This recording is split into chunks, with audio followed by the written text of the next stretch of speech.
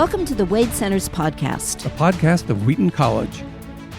They weren't a bunch of brilliant guys who chartered a kind of path and named a club. They didn't have a name at the beginning. It started because Lewis and Tolkien were getting together regularly to share lunch. And Tolkien chose to bring a poem for Lewis to read at one of those lunches.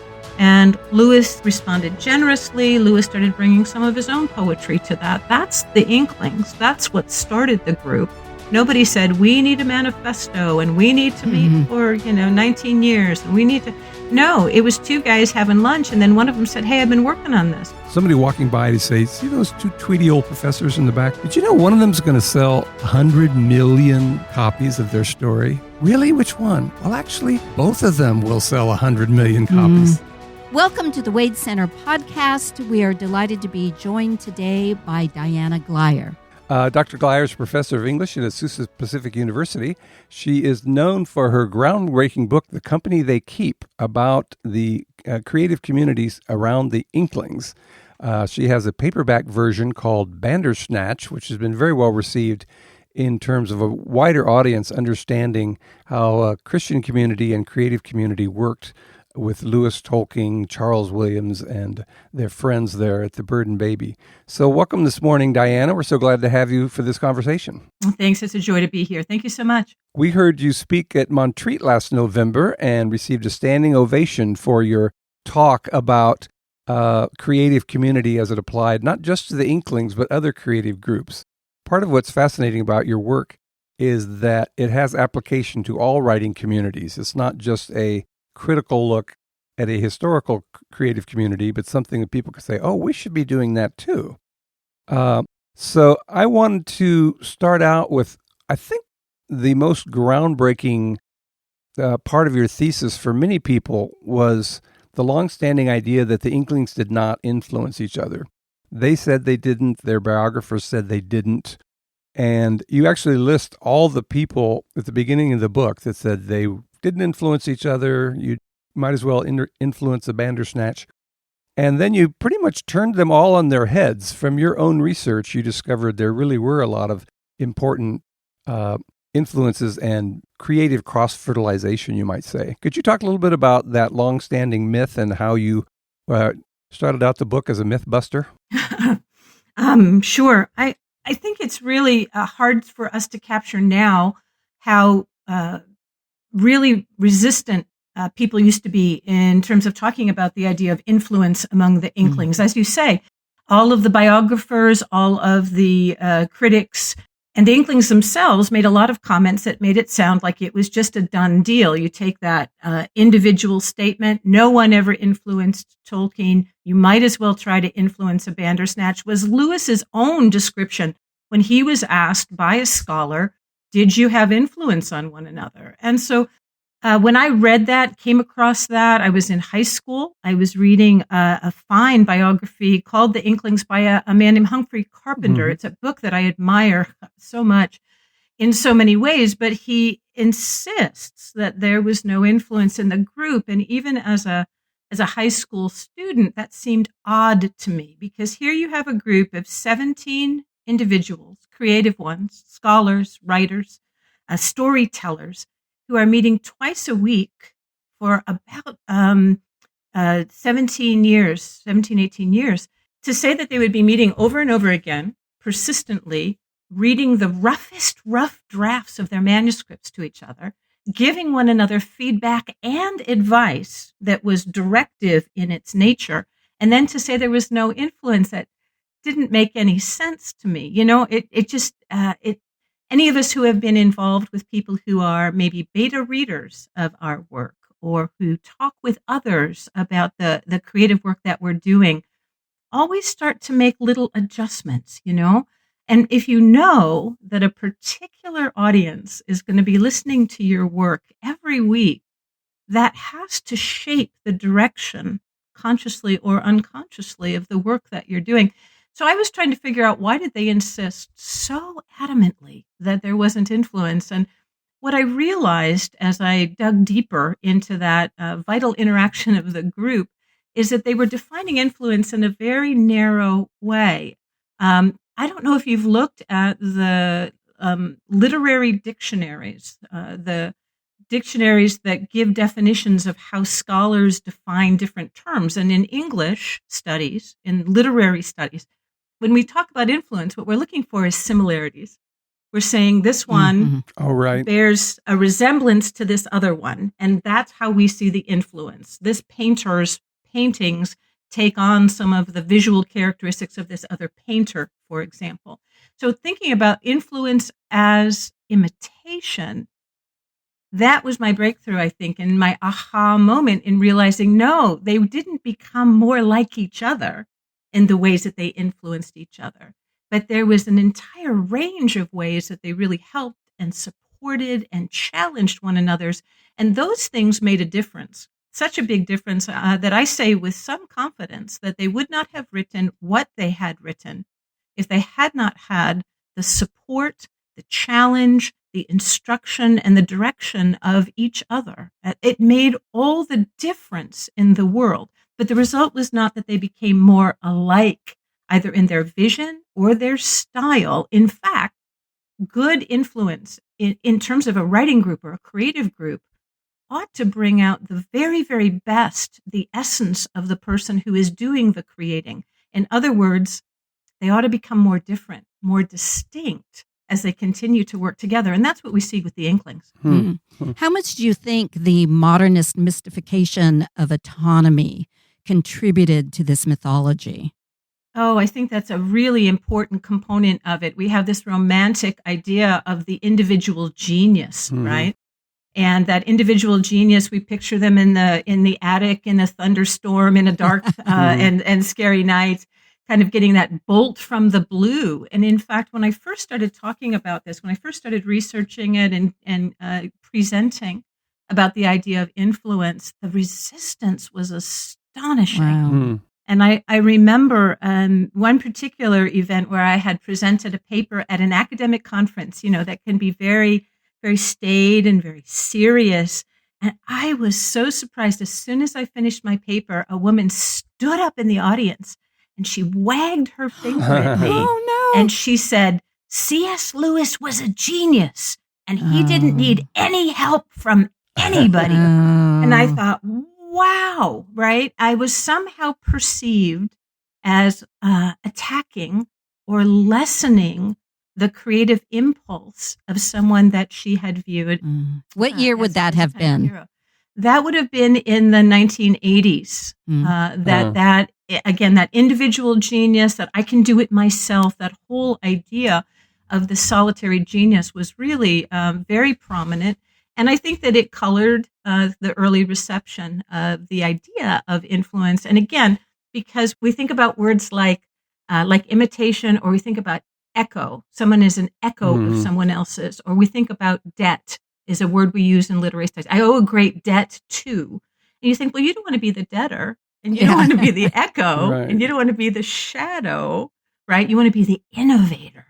Right. And yet when we understand influence in this community way, it changes everything. So think about the difference between two authors who are divided by time and space. We might talk about how my own painting process is or is not influenced by Picasso. All that we have to look at in a situation like that is the work, the paintings themselves. And what we're looking for is similarities. Are there similar color schemes or composition issues or ways of seeing, brush strokes, and so on. So when two creative people are divided by time and space, we're looking at the work. Where I turned things around, I think, in terms of my book, The Company They Keep, is I wanted to know, what about if they are in close proximity, if they're working together, talking together, meeting together, and not just at the end of the process, in that sort of, I am critiquing this book that's finished in order to influence what might come. But right in the midst of it, Tolkien is writing this Lord of the Rings, and then he's bringing these pages, he's reading them to his friends in Lewis's rooms on Thursday nights. And that group is not only responding to what he's written, but also asking, what comes next? Where are you going with this? Can you tell us more about this or that or the other thing? And that questioning and curiosity and interest shown week after week is not only going to shape the direction of Tolkien's story, but also the fact that he continues to persist in working on it, because we all need people who care about the work that we're doing. And that's a big part of the kind of influence that the Inklings had. So you have people, the members of the Inklings who are denying influence. At the same time, you have Tolkien saying, I never would have finished it if it hadn't been for the unceasing interest of my friend C.S. Lewis. Right. But even he said he gave me sheer encouragement, but he didn't. You have a lot of specific documentation in your book where the first draft has a lot of Hobbit dialogue and conversation. And then Lewis says, too much Hobbit talk. We need to cut down. And then you show the revision, and suddenly there's half the dialogue there was and twice as much action. So you document quite well. I'm surprised that Tolkien didn't remember incidents like that where the sense of feedback he was getting did change the final product. Yeah, I'm a little surprised too. But again, I think for individuals who are steeped in a literary perspective, as opposed to a writing or composition perspective, don't account for the ways that conversation can change and redirect and modify. But that was a really interesting aspect of my study. We are so blessed to have the rough drafts of Tolkien's Lord of the Rings. I'm so grateful for it because you can do a really simple comparison and count of how many words of dialogue versus how many words of action. Tolkien said a number of times that Hobbit talk amused him incessantly, and that wasn't true of his critics. And so he does, in fact, increase the amount of narrative, of action, and decrease the number of dialogue. He also tones down, you almost like see it like a volume knob. He tones down the number of kind of jokes, inside jokes, and that kind of thing as the story goes along.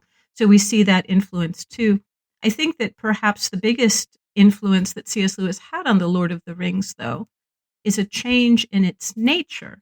And that's something that you're well aware of, I think, is the fact that Tolkien did not plan to write The Lord of the Rings. Right. He had great success with The Hobbit, and the publisher did what a publisher always does when there's a great financial success. They say, write another book exactly like it, except entirely different. And Tolkien resisted that. He said, I've said all I have to say about hobbits. I've got nothing else to say. But he was badgered enough, and he decided to give it a try. And he started a book that he called The New Hobbit. That's how he was struggling for new. He just said, well, that was The Hobbit. Now this is The New Hobbit. I don't know what to do with it. And he starts by writing the chapters about the birthday party, And he writes about that, and he writes about the hobbits kind of starting out on their adventure, and then he gets stuck, really stuck. He doesn't know what else to do because he has no larger vision for the work in any way. He gets to the scene where the hobbits are on the road. They hear hoofbeats. They hide in the roots of the tree. Peter Jackson did a beautiful job with that scene in the film. You can picture them, little hobbits hovering under the tree roots. And up comes a horse. Well, in the original of that particular chapter, Tolkien had that rider be on a white horse, wearing a white garment, and it was Gandalf. It was Gandalf returning and rejoining the group. That's the point where he said, I'm tired of the story. The story isn't doing anything. We know that he had lunch with C.S. Lewis several days later. And we know that Lewis gave him a piece of incredible advice. Tolkien said, I'm tired of this. It's boring me. And I, as the author, I have no passion for this. I have no interest in my own story. I don't know what to do. And C.S. Lewis said, well, I know what your problem is. Tolkien says, okay. And Lewis says, here's the problem. Hobbits are only interesting when they are in un-hobbit-like situations.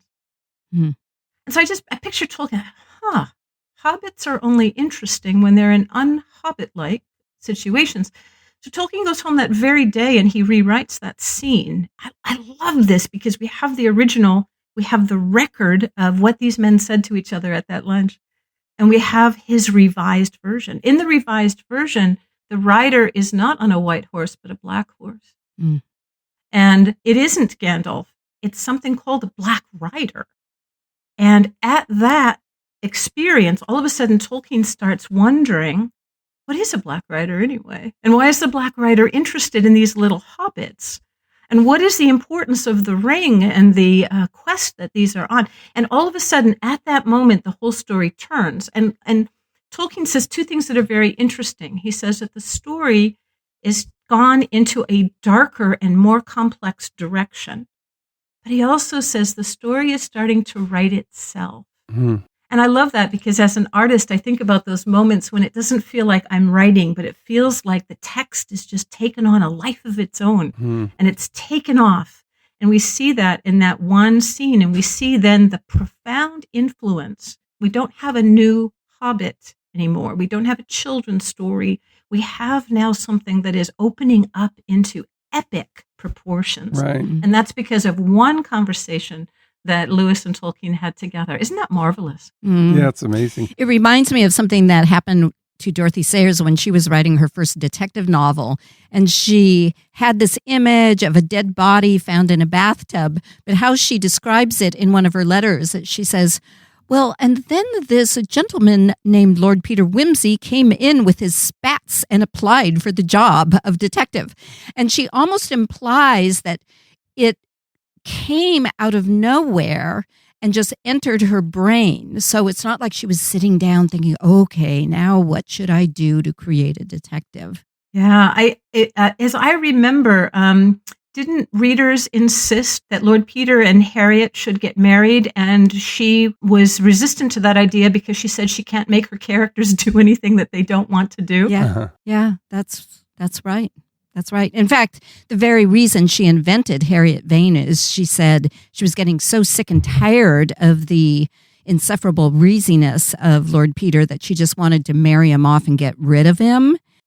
But the trouble is that as soon as she made an interesting enough character named Harriet Vane, she thought, I can't saddle Harriet Vane with this goofball, Lord Peter Wimsey. So she had to change Wimsey to make him worthy of marrying Harriet Vane.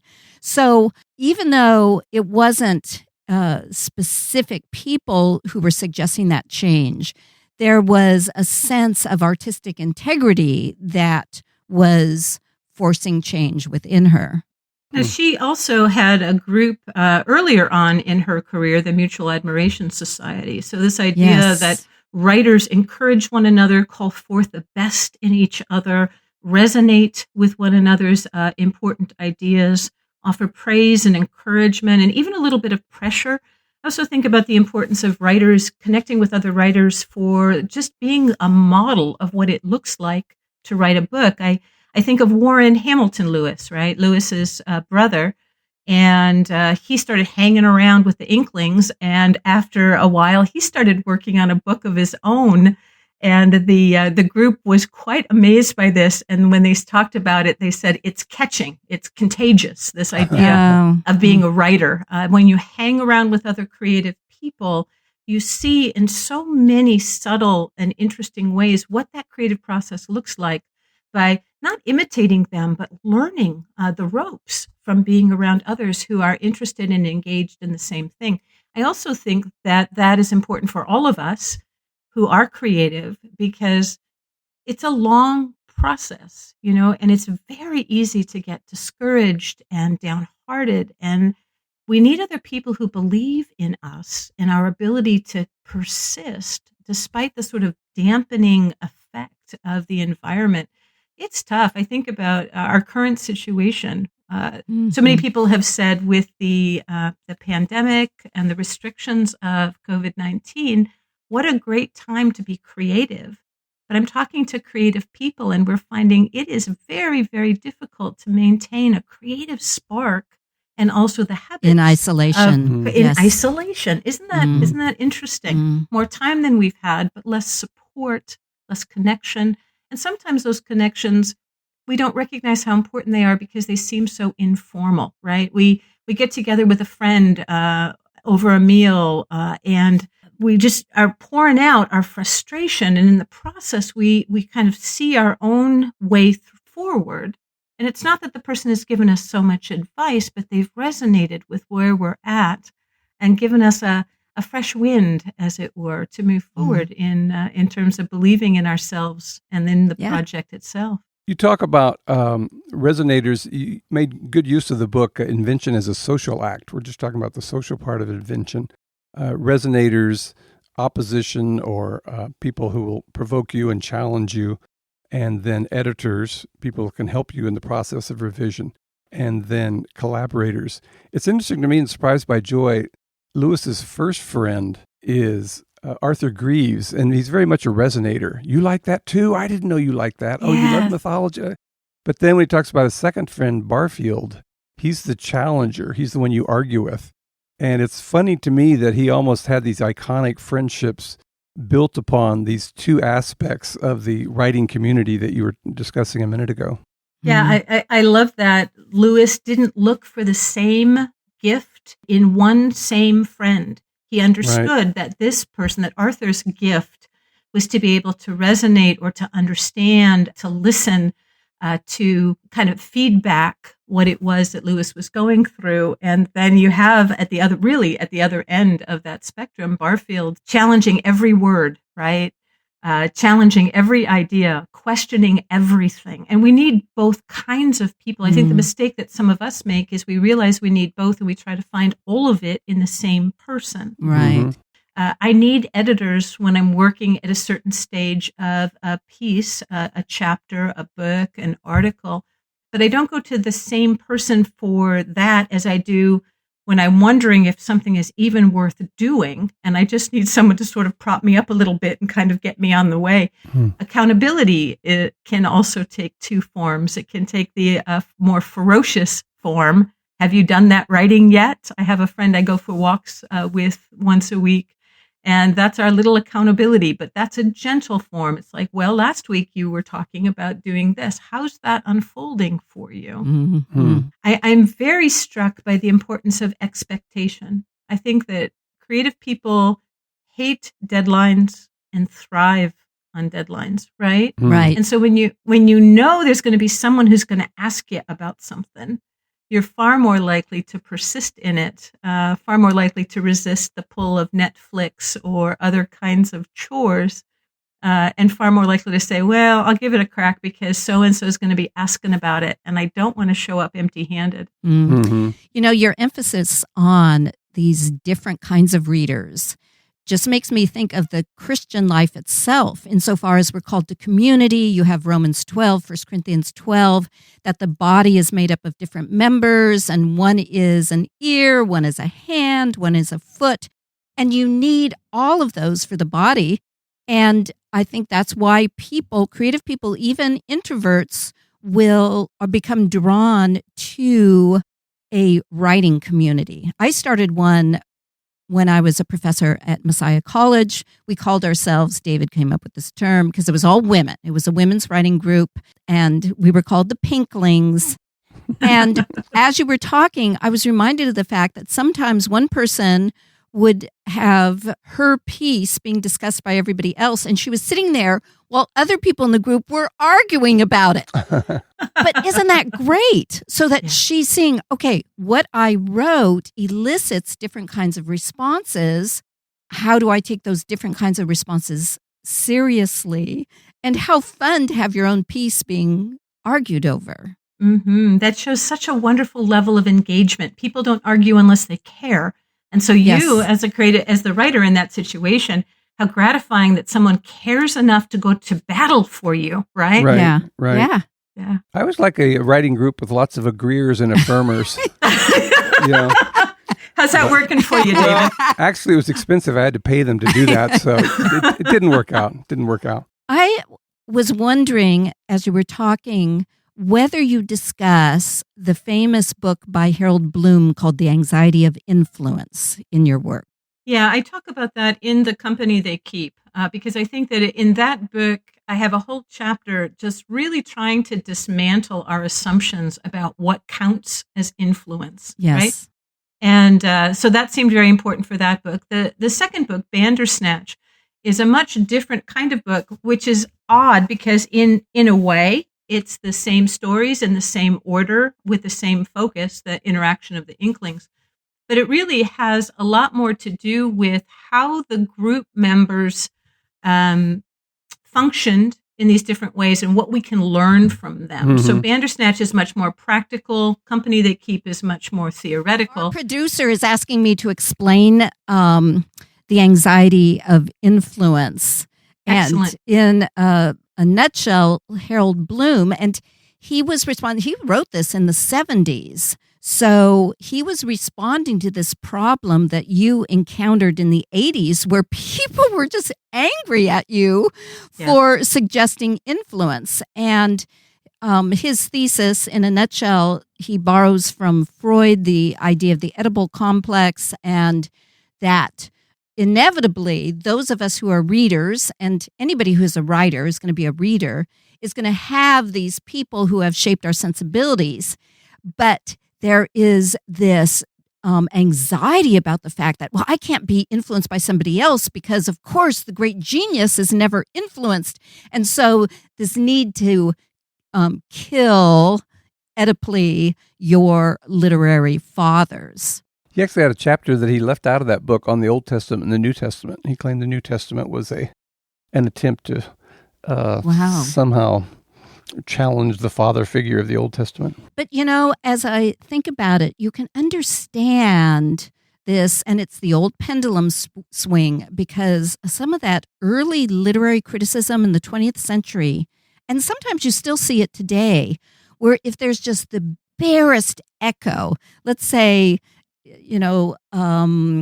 Arnold talks about the sea of faith was once two at the full, and then somebody reads a poem saying, oh, look how full the sea is tonight, and say, oh, Arnold must have been influenced by this. And they just draw, when there's no evidence that Arnold even read that other person, and they just want to create a literary forebear. And that's why your book is important, because you are just making the case. We know they met together, and your example of a meeting that happened at a propitious time and you see change afterwards. Right. So it seems to me like you're striking this wonderful balance between one extreme or the other.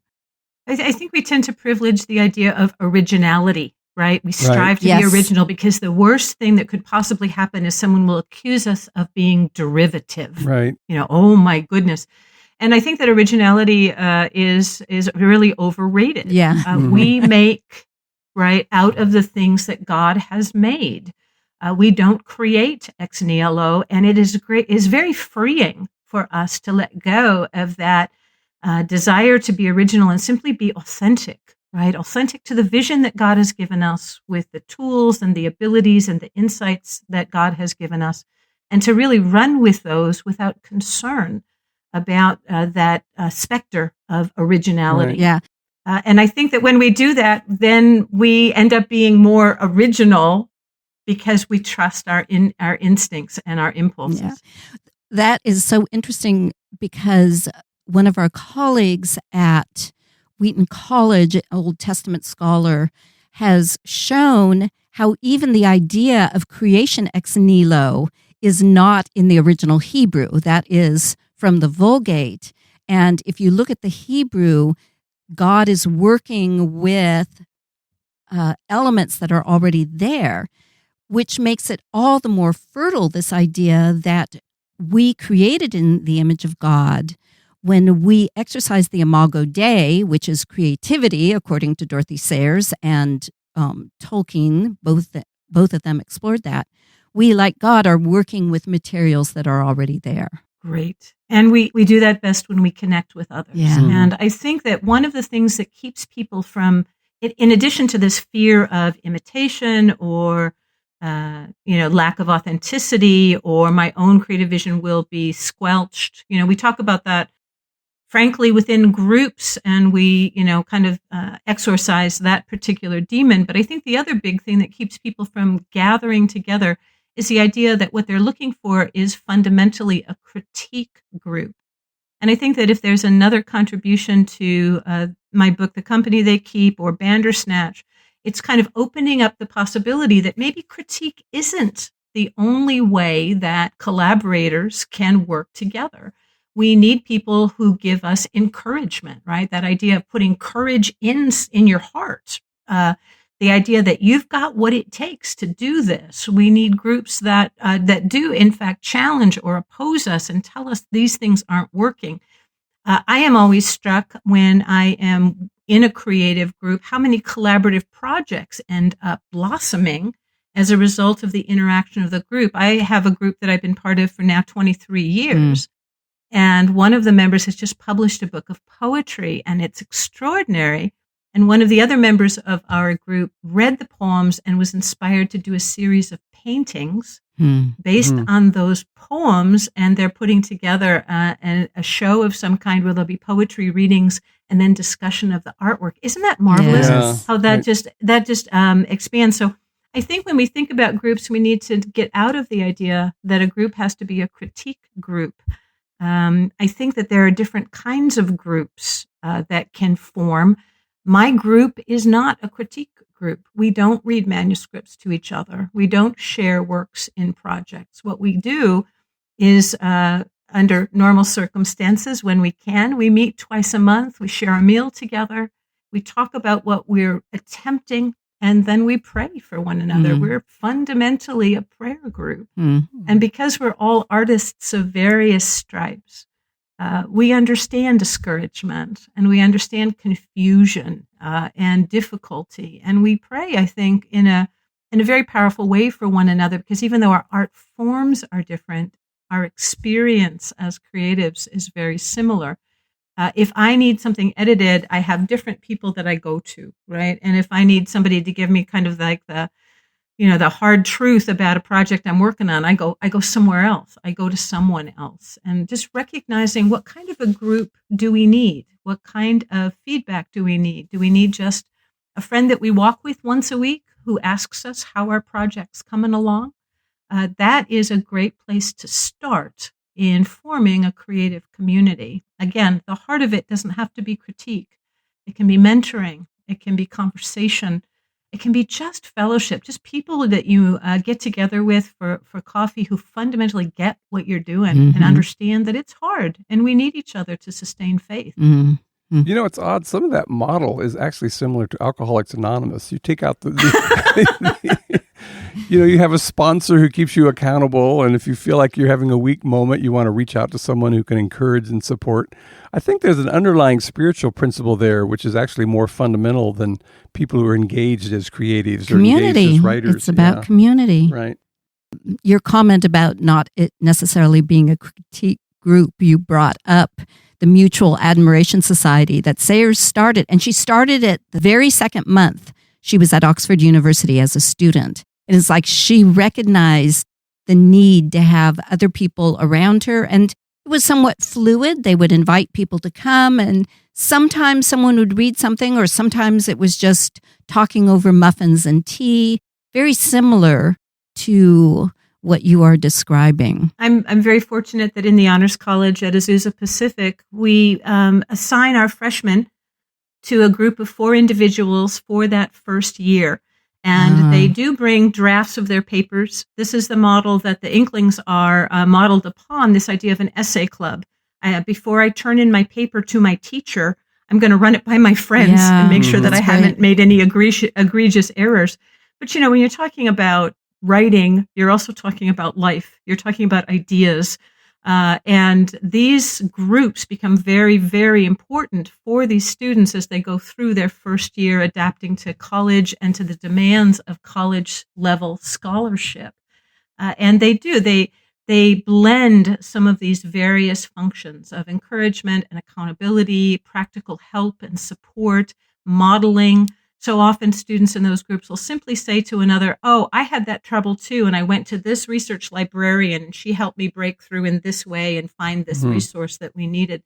and just pooling their resources together. It is a life-changing experience for these college freshmen. And what is so fun for me is the number of groups that sustain after that required time. They continue to meet sophomore year, junior year, senior year, and beyond. They continue to meet in a mixed environment. They meet maybe twice a year for a quick retreat together.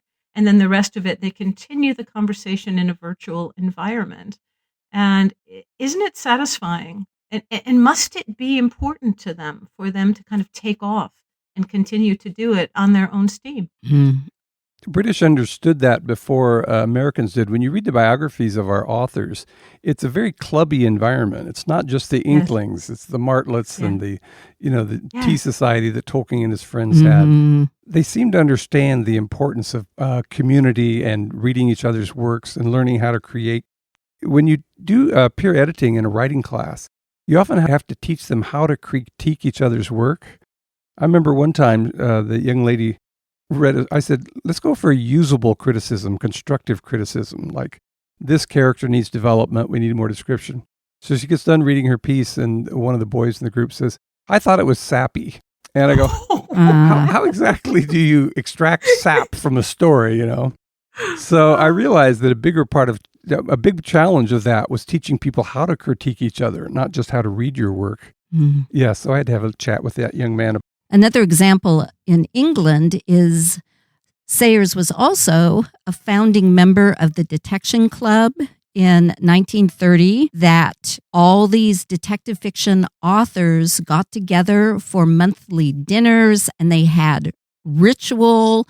So they would stand up as a procession came in holding a skull on a cushion, and they would encourage each other. They actually, to be able to fund their dinners, they would do collaborative detective stories, and it elicited great work. Yeah, I think the point that both of you are making in your wonderful observations is that one group isn't enough, right? Lewis and Tolkien were members of many groups. They didn't expect it all to happen just on that Thursday night. And they were constantly making groups, creating groups, and then abandoning groups. And that's another thing I think it's really important when we think about creative communities. They don't need to last for 15, 20, 30 years. Often it's great to have a group that gets together for 3 months during a project season or during a certain stage in the lifestyle of a group. And then you let it go. And it's interesting to think about. We think about the Inklings as being somehow special or profound. And they were in a way, but in a way what they did was very ordinary. And they didn't just do it in the Thursday nights. They did it as they got together for lunch at the Eagle and Child pub. They did it as they got together in pairs. Often when Tolkien was in a particularly tricky part of The Lord of the Rings, he would make an appointment with Charles Williams, and just the two of them would get together, most often at the Mitre pub. And Charles Williams didn't like to have things read aloud as much as C.S. Lewis did. So Tolkien would give Williams his chapters, his pages, and then they would get together and Williams would give him feedback and comments in this one-on-one setting. And this was during the life of the Inklings. And you say, well, why does he need that when he's got this other thing going on? But that's how the creative process works. At various stages, authors do well, painters, musicians, we do well to think about what is it I need right now. And I think, David, you're talking about the difficulty of critique. One of the rules for the critique groups that I form is always that the author has authority, right? So related words, author, authority. The author has authority, and so the author initiates by being as clear and specific as possible about what they need. And I can tell you that I've done this at times in a critique group where I've said, I have started this story, and all that I need to know is, should I abandon it, or is there something here that's worth pursuing? I don't want critique. I'm not ready for it. It's a baby idea. It's a fresh draft. Just tell me, is there some potential here, or do you think, well, nice effort, but probably move on to something new? And so as the author, you sort of set that up right? When you're asking for feedback, and that's whether that's with one person or within a small group, with an established group, or with a new critic of some kind. I think that we need to get a little bit better of thinking about what it is that we need. And that depends a lot on where we are in the process, right? Right. You know, I can think about how many times friends of mine who are novelists, right, they'll get together and they'll say, so I'm thinking about a novel and the main character is this and the setting is that. And then people ask questions to learn more about it. And do you think this has any potential? And it's like, nah, that sounds too much like John Grisham. I wouldn't even go there. But how common it is for creative people to talk out an idea before they even write a syllable, right? Before they do even an attempt at it. Scholars do that too, don't we? We come up with an idea, we talk with a friend, I'm thinking about a paper for this conference, or I'm thinking about a presentation for this event. What do you think if I were to talk about this? Mm-hmm. Even that kind of resonating and criticism, I think, ought to be part of the way that we welcome others into our creative process. Yeah, I agree. A lot of the famous writing communities have a strong element of contention because of the competing egos. Fitzgerald and Hemingway were always trying to up one another. You give an example in The Company They Keep that a tree that grows by itself may spread out but not grow very tall because there's no competition for the sunshine. But trees that are closely packed may challenge each other to grow even taller. And that could be a positive image, but it could be a negative image of competing egos. And I wonder if Christians in community bring more humility to their interactions than some of the famous Lennon, McCartney, Hemingway, Fitzgerald, contentious creative groups. And have you thought about Christian writing communities as opposed to other writing communities? I wouldn't say that Christian writing communities have less pressure from ego and competition. I wish I could. I want to. I want to say that, but it wouldn't be true. I think that's always part of the dynamic. What I can tell you from the Inklings is that competition really did help for the most part. It was a positive thing. I think especially when you have examples of people who give you advice that you don't want to follow. I think that can be a very, very powerful thing. There are lots and lots of examples among the Inklings. One of them that comes to mind is when C.S. Lewis wrote his autobiography, Surprised by Joy, and Warren, his brother, read it and said, Jack, you can't say those things about our schools. For one thing, our schools weren't that bad. It isn't true. And for another, you just can't say that sort of thing, even if it is true. And, you know, that was one of those moments where I see it as an opportunity, David, when we get that kind of opposition, that we have an opportunity to say, you know what? I hear what you say and I understand your concern. But this matters. This is true. This was my experience. And instead of taking it out, Lewis kind of sharpened it a little. And I find that really, really remarkable to recognize that even flat out opposition can be helpful. As I was working on this project, I had a mentor. I tell the story at the beginning of Bandersnatch. I had a mentor, a person who was so important to me, so significant, someone I looked up to. And when I started researching influence among the Inklings, he took me aside and he said, you know, those of us who study these guys, we know that there was influence, but here's the problem. You're never, ever going to find enough evidence. And I don't want you to throw your life away looking for something that's not there. You've got to give this up. And I was devastated by that. You know, but again, instead of taking that in a way of discouragement, it led me to some self-reflection. How serious am I about trying to really look up close at the dynamic interaction of these men? Because most of the other studies of the group are really sort of overlapping biographies. They don't really get into the nuts and bolts of what did they say and what difference did that make to the books that they were writing. And I appreciated that confrontation more than I can say, because it was very early in my process. And I had to dig very deep and say, am I willing to follow this wherever it goes? And am I willing to stand up and share this research, even if there's opposition. So I was well prepared for the first few years when there was outrage about the claims that I was making about mutual influence. Among the Inklings, I think that we had some challenge from Hugo Dyson, who didn't like The Lord of the Rings. But I think that the problem there wasn't challenge. The problem there was dismissal, right? Mm-hmm. So for someone to come and say, this isn't going to work, or I don't think you should spend your time on that, is very different in terms of being a helpful response than what Hugo did, which is say, I don't want to hear it, right? That's dismissal. That's this is not worth my time. I think about the poem Lay of Lathian that Tolkien shared with Lewis. And I think about the 14-page critique that Lewis wrote in response to that poem. Tolkien loved it, even though it was full of advice, criticism, correction, all of that.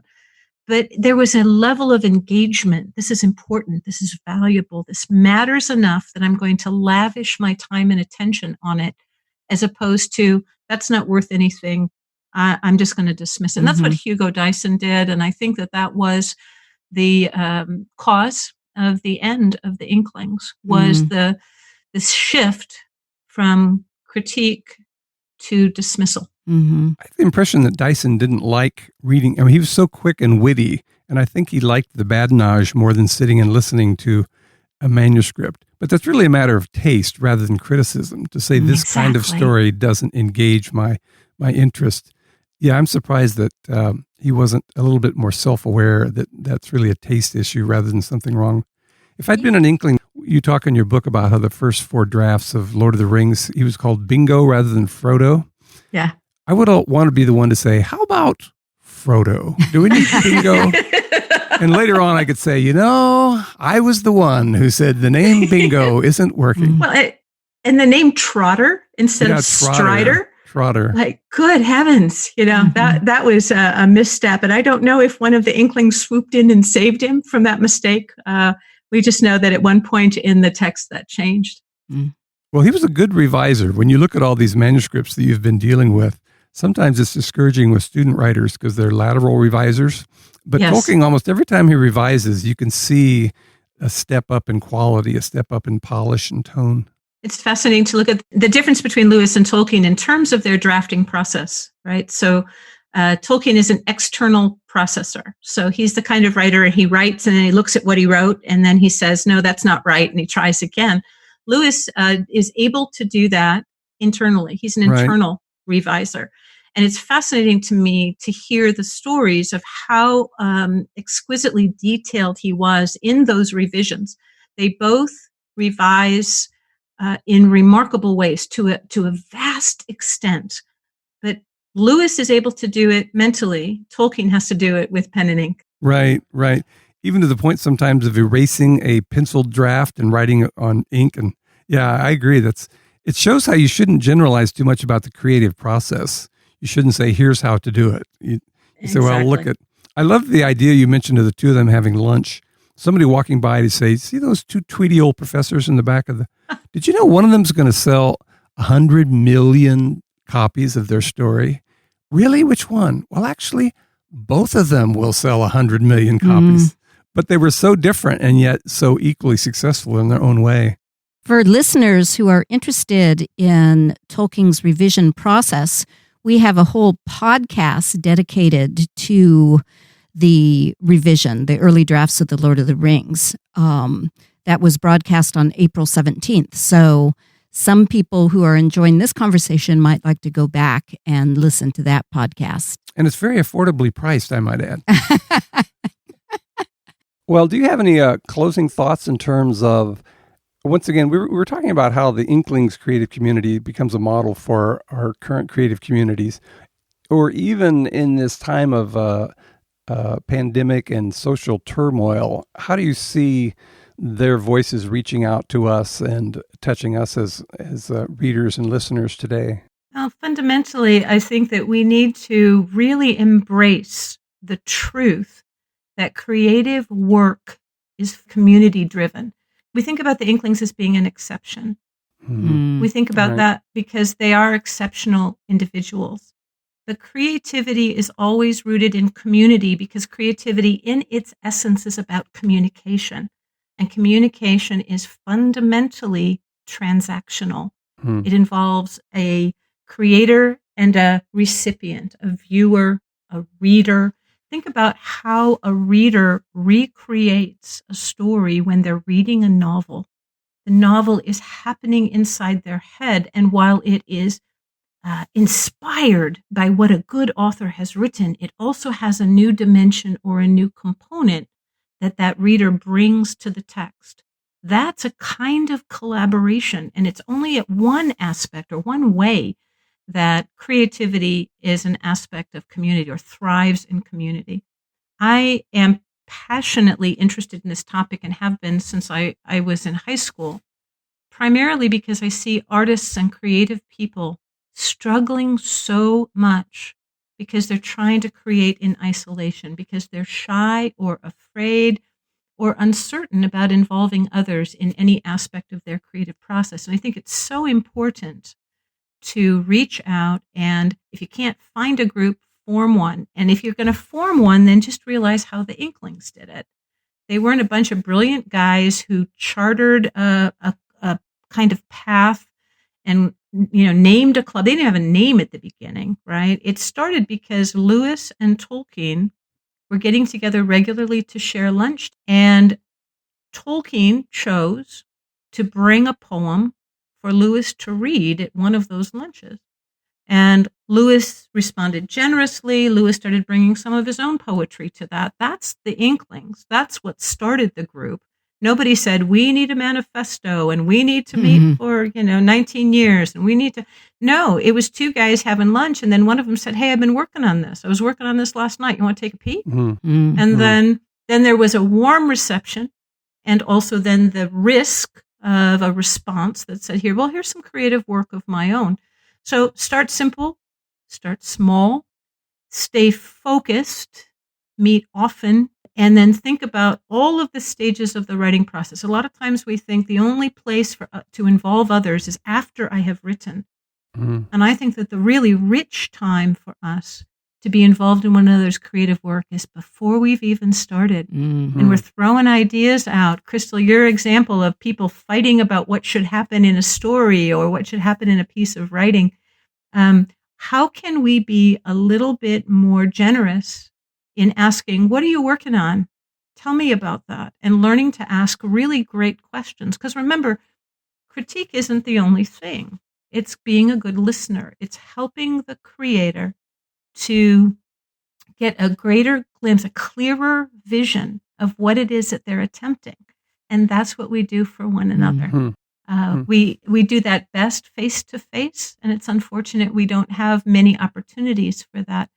Things are opening up a little bit, and thinking about getting together for coffee, getting together to go for a walk, getting just 2 or 3 people together just to talk about what is your current project? What are your current challenges with that project? How can I pray for you in the midst of that? Can you tell me more in 2 weeks about your progress on that particular project? These kinds of small, gentle connections. And to think like an Inkling means to do this not just once or twice, but constantly. It becomes part of the rhythm of our creative process to reach out, to take risks, to get input, and to allow others to be there for us in the midst of it, especially when things get hard. Thank you so much, Diana. Yeah, great advice. Very thoughtful. Wonderful way to end. Thank you for joining us today. Thank you. Thank you for the opportunity. The Wade Center podcast is a production of the Marion E. Wade Center at Wheaton College in Wheaton, Illinois. Our hosts are the co-directors of the Wade Center, Drs. Crystal and David C. Downing. Our episodes are produced and edited by Aaron M. Hill. If you enjoy the podcast and the content we offer, please leave a review on iTunes and especially tell your friends. If you have questions about the podcast or suggestions for future episodes, please email us at wade@wheaton.edu or contact us via Facebook, Instagram, and YouTube. To learn more about the Wade Center, our 7 British Christian authors, and our resources, visit our website at wheaton.edu/wade.